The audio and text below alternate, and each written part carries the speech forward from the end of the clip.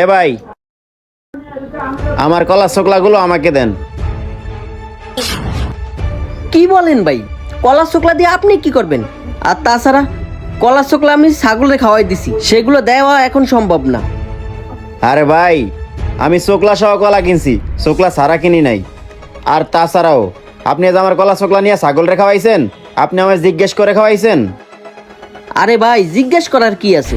কলার ছোকলা ছাগলের খাবার, আমি ছাগলরে খাওয়াই দিছি।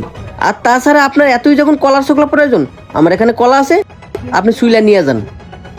না না, আমি তাই কলার ছোকলা নিব না, আমি যেই কলা খেয়েছি সেই কলার ছোকলা নিব। আপনি আমার ছোকলা আমাকে দেন।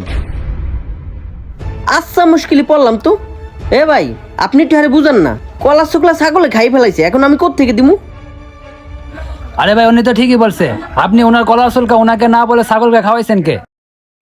তাছাড়া উনি যখন আপনার কলার দাম না জিজ্ঞেস করে খাইছিল, তখন একটা কলার দাম 500 টাকা করে রাখছেন। এখন দেন ওনার কলার শুল্ক ফেরত। ভাই, কলার ছোকলা তো ছাগলে খাই ফেলাইছে, ওটা তো দেওয়া সম্ভব না। আচ্ছা দাঁড়ান 1 মিনিট।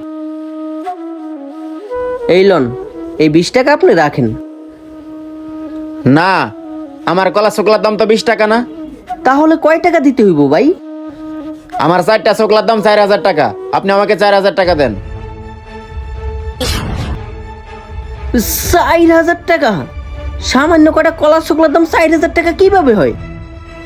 আরে ভাই, আপনার 4টা কলার দাম যদি 2000 টাকা হতে পারে, তাহলে আমার 4টা কলার ছোকলার দাম কেন 4000 টাকা হতে পারে না?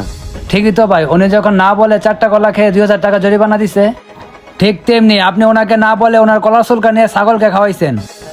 এখন দেন ওনাকে 4000 টাকা জরিমানা। ইসিরে, কিল্লু গেছে চালাই কি করতে গেলাম, হালার করে হেলা আমার ফাড়া বসে সিপাই ফেলাইলো।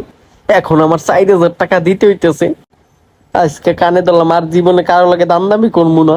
কতগুলো টিয়া আমার লস। ভাই, এই যে লোন।